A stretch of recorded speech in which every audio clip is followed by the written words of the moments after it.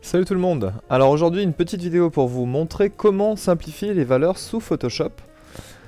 Donc certains internautes m'ont demandé plusieurs fois déjà, avant que je leur réponde aujourd'hui, comment à partir d'une photo et sur un logiciel, donc là c'est Photoshop parce que j'utilise Photoshop, comment simplifier les tonalités, c'est-à-dire les tonalités de 0 à 10. Donc 0 étant la valeur la plus claire et 10 étant la valeur la plus noire, donc par exemple ici les cheveux. Voilà, comment faire ça facilement. Donc moi je fais ça à partir d'actions. Les actions en Photoshop, c'est une espèce de script, hein. Enfin c'est pas vraiment un script, c'est une, comment dire, une succession d'actions qu'on peut faire sur Photoshop. Donc ici ça va être simple pour vous parce que j'ai déjà fait l'action pour vous. Donc vous allez faire charger action et vous allez charger pit.atn. Donc cette action vous pouvez la télécharger juste en dessous de la vidéo, il y a un petit lien. Donc vous faites charger l'action et ensuite vous avez donc l'action sous cette forme là. Donc l'action en question s'appelle simplifier valeur. Il y en a une autre, c'est pour faire autre chose.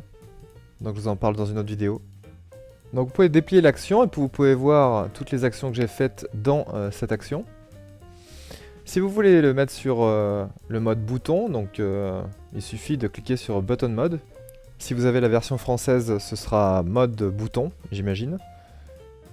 Donc si vous cliquez sur le bouton de l'action, vous allez avoir une première petite fenêtre qui s'appelle flou gaussien, Gaussian Blur en anglais. Et là vous allez régler de sorte à ce que vous voyez un léger flou sur la photo. Là vous allez régler selon la résolution de votre image. Donc là c'est une image de Steve McCurry, que j'adore, que vous connaissez certainement. Et vous réglez donc le nombre de niveaux, la simplicité des arêtes, des contours, et la fidélité des contours. Donc vous bidouillez un petit peu, et vous allez voir que moi en général je me réserve à peu près 5 ou 6 valeurs maximum. En général c'est 5. Donc là il y en a 6, si vous regardez bien.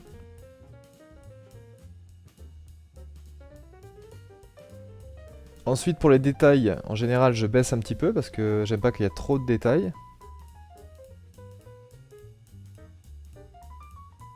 Donc essayez de simplifier au maximum. Le but ici n'est pas de faire quelque chose de réaliste, hein. Vous êtes juste là pour vous faire une espèce de maquette où vous allez vous montrer les valeurs pour pas vous perdre, surtout si vous êtes débutant et que vous n'avez pas l'habitude de plisser les yeux, d'analyser. C'est dur d'analyser les valeurs la première fois.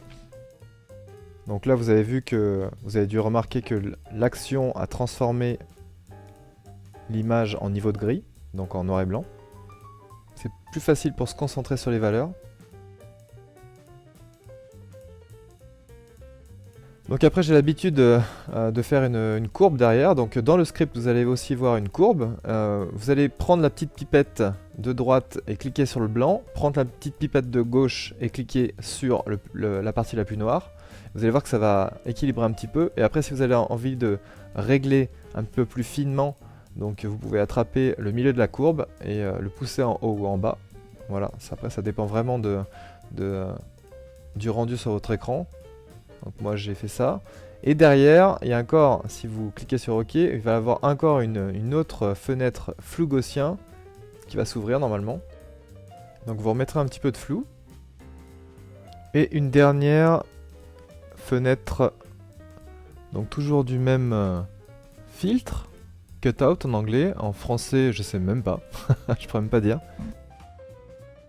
Voilà, et là je fais exactement pareil que pour la première étape, donc je simplifie encore une fois. Et là vous allez vous rendre compte que c'est un petit peu plus propre que tout à l'heure au niveau des contours. Et ça vous sert de maquette pour pouvoir commencer votre portrait. Alors vous avez vu, c'est pas une maquette qui est absolument parfaite.